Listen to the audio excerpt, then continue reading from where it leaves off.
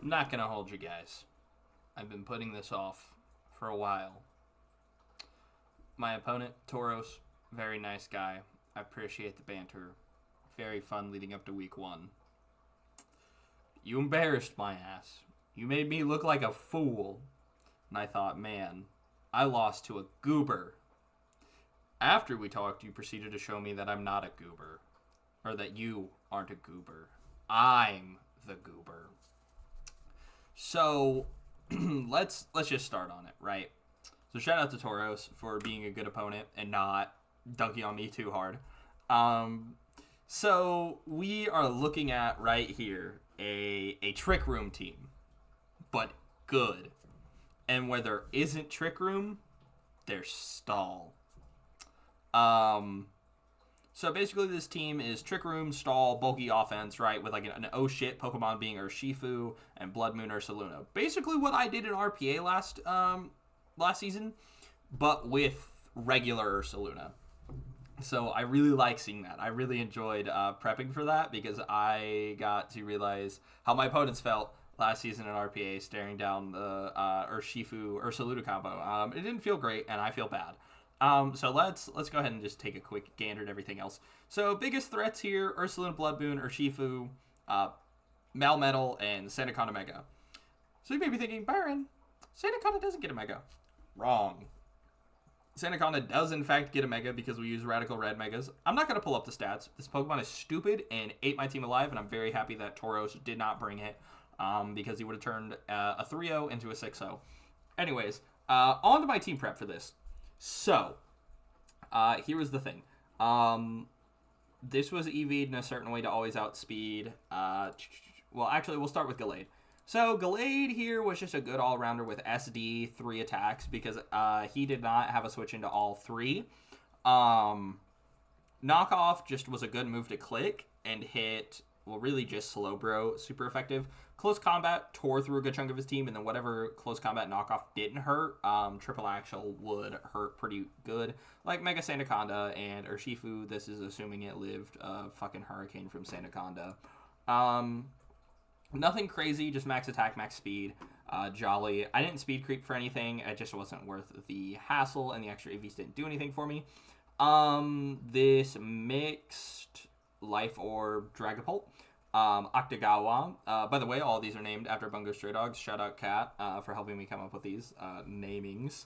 So with Octagawa, the Dragapult, the plan here really was to just apply pressure, break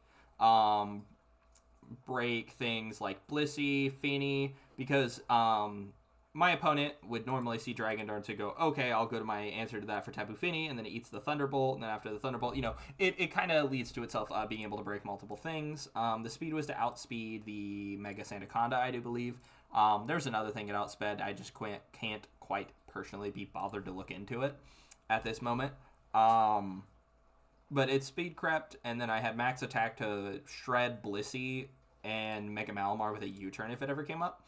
An 80 special attack because that's what I had left over. Calm Mind Primarina here is not a bad Pokemon. Calm Mind, Draining Kiss, Psychic Noise Substitute. It's not an insane set, all things considered.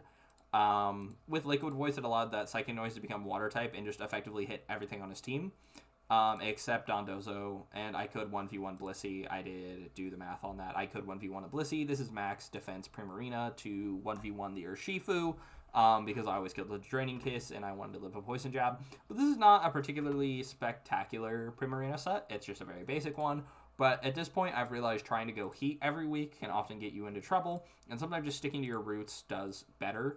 So now we get into the fun shit. This right here, this core is frustrating as fuck for this team because Intimidate messes up Dondozo, messes up Malamar, messes up Urshifu, messes up Melmetal.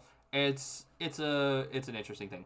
So with this Assault Vest, the way that I had this spread is I always lived a water move off Dozo. And I always ate a nasty plotted Overheat from Rotom, so I could smack down into Earthquake, which hype as fuck, personally.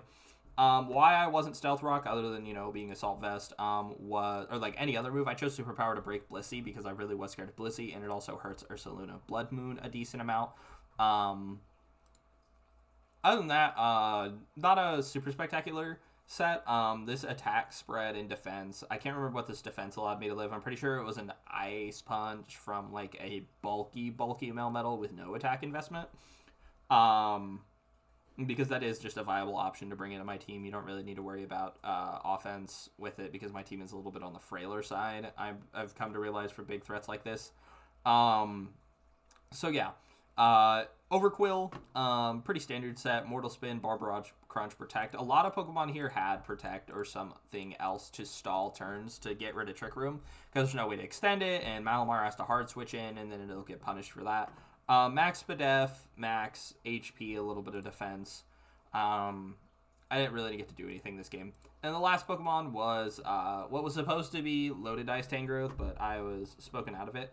So max defense to fight a Melmetal with Protect, Leech Seed, Giga Drain, Toxic, right? It's not a very fun set.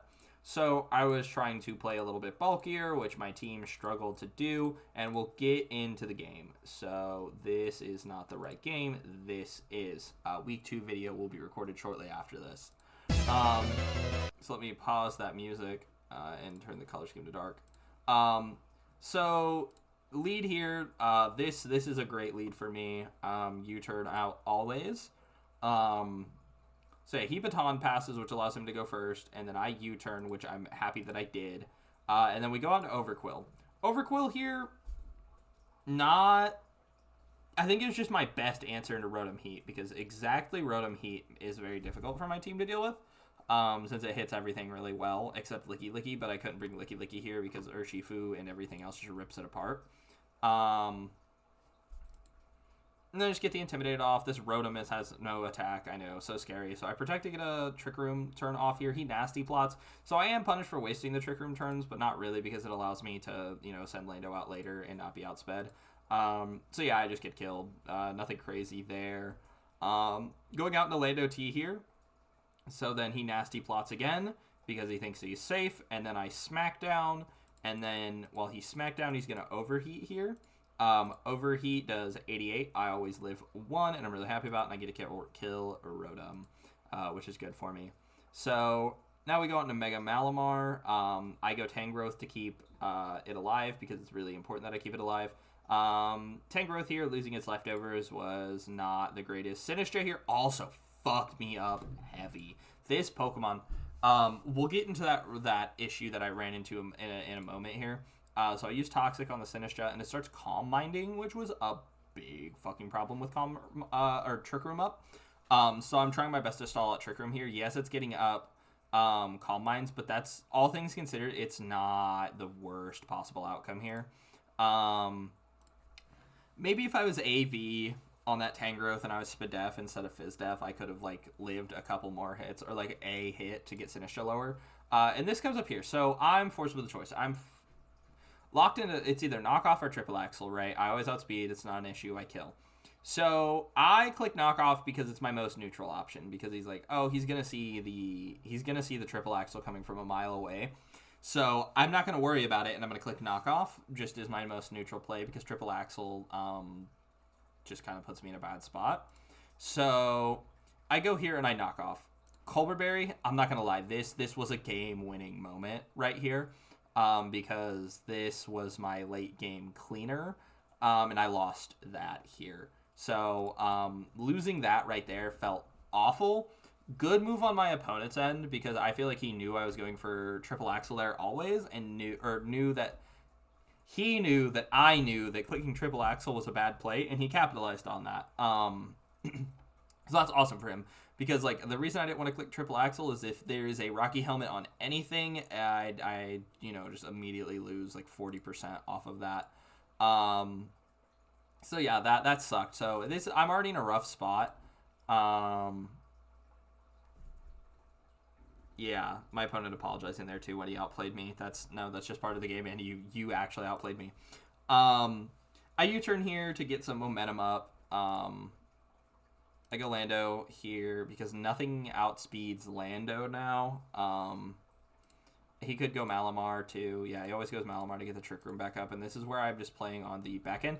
This Destiny Bond also fucked me up, and we'll see why. Chekhov's gun right there, so I don't kill.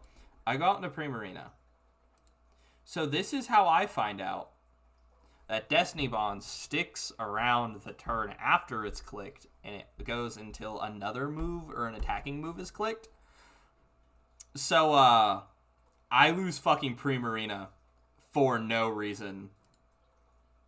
That felt awesome. I can't even lie. And then just from here, I lose. I just came out to get get the Intimidate off. And then Dragapult, dude, this is where my opponent fucking shredded me.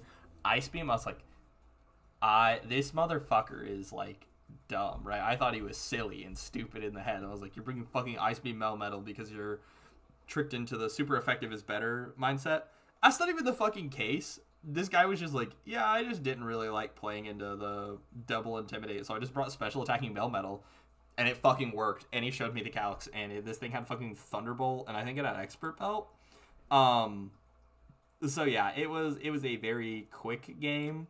I remember playing this game and being so mad at myself. But there's just not a lot to say about this game. What I could have done better here. Fucking not attack the Malamar. I should have flicked Substitute. I should have flicked Calm Mind. But I wanted to kill. So that cost me the game, because I think with the pieces I had at the time, I could have beat Tapu Fini in a one-on-one, Melmetal on a one-on-one. Dondozo gave me issues, but at that point I still had Dragapult alive. I think my opponent just read me really hard on the Gallade too, the Kohler Berry, and knowing that I wasn't going to attack what's in front of me, I was predicting a switch. But yeah, other than that, it was a really, really fun game, really good game. Maybe Choice Banded Tangrowth was the play here, because I was scared of Finny and Dozo. But with that being said, week 1 of Hell's Kitchen has concluded. Once again, just shout out to Tauros for being a good sport. And being just a fun guy to play. I look forward to getting the run back. Maybe if we meet each other in playoffs, I'd be really happy to play you again and not throw away my best Pokemon. But yeah, week 2 video will be coming out in a couple of days. I know, blah, blah, blah, blah, blah, but it's just easier for me to do them all in batches. So toodles, and I will see you for week 2 shortly.